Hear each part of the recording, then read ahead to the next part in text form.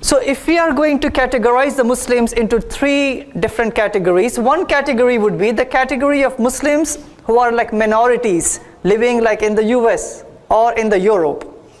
The second category of Muslims would be the ones living in the Muslim country and no war or dictatorship is imposed on them. The third category would be the category of Muslims of a few countries in which war, dictatorship or oppression is imposed on them.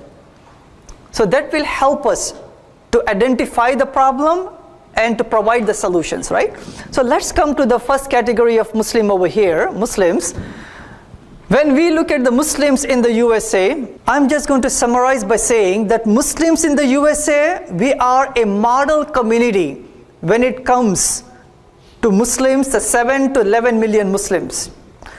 When it comes to the data, we are the most charitable, we have the lowest divorce rate, we have one of the highest education when it comes to the different communities, and we are the least threat to the society when it comes to crime, when it comes to terrorism, and when it comes to violence. If Mr. Trump is here, he'll be surprised to find that out, right?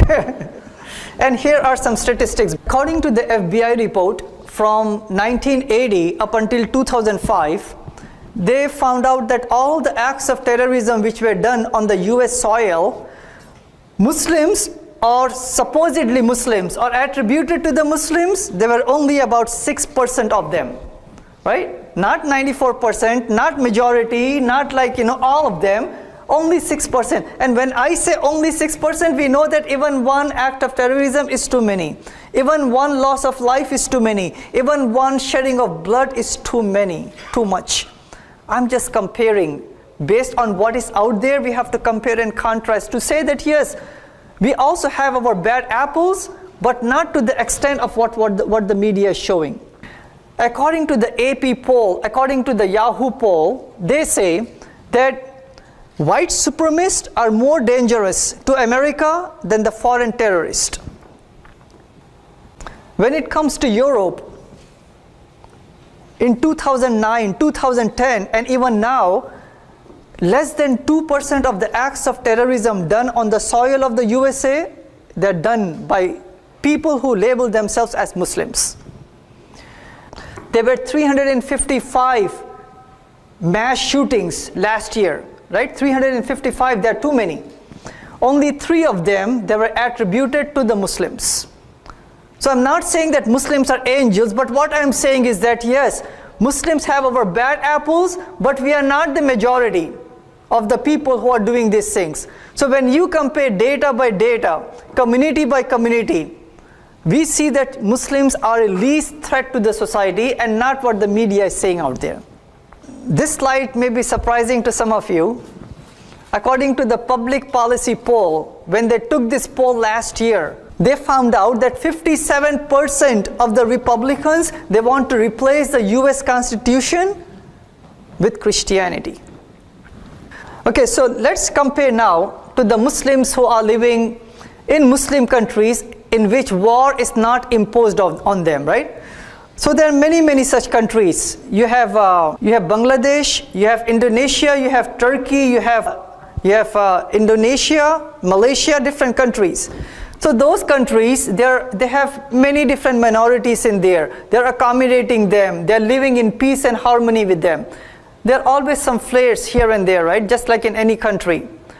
But as a whole, those countries are living in peace and justice and equality with the rest of the community. War is not imposed on them. Let's come to the third very important category.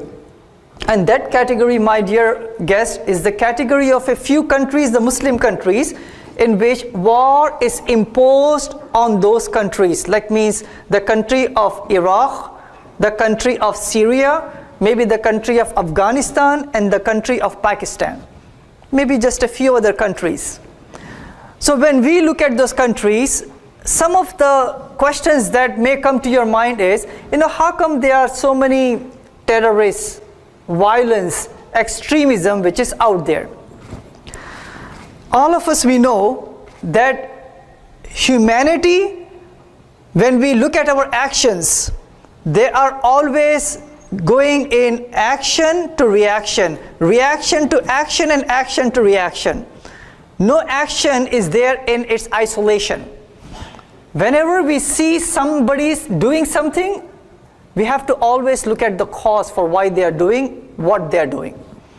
Do you all agree with that? That action and reaction is the cycle of the human society. So let's take a look about some of the reasons why extremists are doing why they are doing. Not to justify them, by the way, right? There is no justification in Islam or in Christianity or in Judaism or in humanity for killing any one innocent person. But we have to understand why they are doing what they are doing. Now here is a fact. One statement is going to kind of make that concept clear. I would say that the extremist groups are a reaction to the extreme oppression that they feel is going on over them. It is a reaction to extremism or to oppression that they feel that somebody is doing over them. And here is the reason for it. You know, the drone operators, they could be sitting in Texas or in Europe or in different places. They came up on the news and they said 90% of those killed in the airstrikes were not the intended targets. Then they continue. So these are the statements of the drone operators. We came to the realization that the innocent civilians we were killing only fueled the feeling of hatred that ignited terrorism and groups like ISIS, while others serving as fundamental recruitment tools. You know, my dear guests, it's very important that we love our families, our children, our parents, our spouses. If somebody murders, kills our people, means our innocent, our children, our families, we'll be angry. We'll have feeling of vengeance. We have feeling of hate to the people who are doing this. That's a human reaction. It's not just a Muslim reaction, it's a human psychology. Not sure if they hate us for our freedoms or because the first one is true, the second one is true, so is the third one and the fourth one. When you look into the history of Iraq, and here is a fact. Before 2003, there was not a single act of suicide bombing in the history of Iraq. Yes. Not a single act of suicide bombing in the history of Iraq. And same thing we could say of many, many countries that are doing this. So it's important. I'm not saying that, yes, this is an excuse. But even Tony Blair, he made a statement to the same effect, that the groups who are doing extremism, they are reacting to the violence that are done by the British and by the US. It's a fact. And Hillary Clinton, and we have the video in which she said, so if you think if we walked away from this, didn't give them money today, it would be worse for us from a security standpoint. I do. We're building a relationship that just did not exist. I said in our last trip when you were with me that we had a huge trust deficit, in part because the United States had, to be fair, we had helped to create the problem we're now fighting. How? Because when the Soviet Union invaded Afghanistan, we had this brilliant idea that we were going to come to Pakistan and create a force of mujahideen, equip them with Stinger missiles and everything else to go after the Soviets inside Afghanistan. And we were successful. The Soviets left Afghanistan, and then we said, great, goodbye, leaving these trained people who were fanatical in Afghanistan and Pakistan, leaving them well armed, creating a mess, frankly, that at the time we didn't really recognize. We were just so happy to see the Soviet Union fall, and we thought, okay, fine, we're okay now. Everything's going to be so much better. Now you look back, the people we're fighting today, we were supporting in the fight against the Soviets. So it's important that for any action, there is a cause.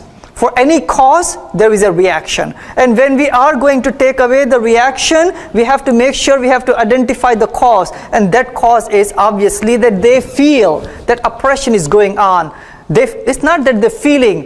When they see that millions of their family members are lost because of drone missiles and by bombing, and resources are being taken away, occupation is taking place, people are imposing dictators on them by the foreign powers.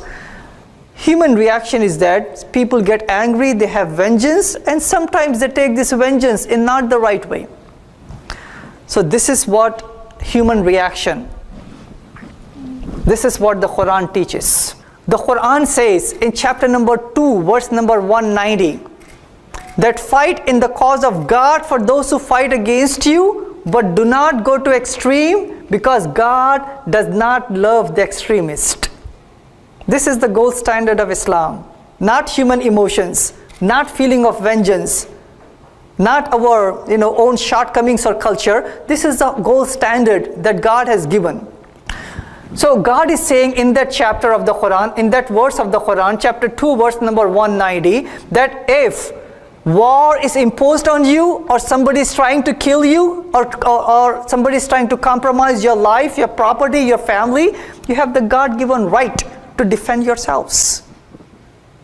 For example, at 2 a.m. at night, you hear a bang on your door.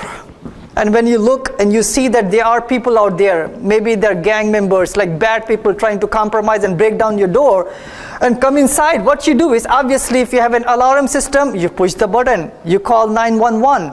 If you have a baseball bat, you make sure you hold it, right? You want to defend yourself, your property, and your family. Self-defense, it's a human nature. So Islam is saying that yes, in self-defense, you have the right to take up arms. But God is saying very, very clear, the gold standard of Islam is saying that even in a self-defense, do not go to extreme, because God does not love the extremist. I'm quoting you from the Quran. So what are some of the extreme ways that God wants us to avoid? Chapter number 5 of the Quran, verse number 32, it says that taking the life of one innocent person is like taking the life of all of humanity.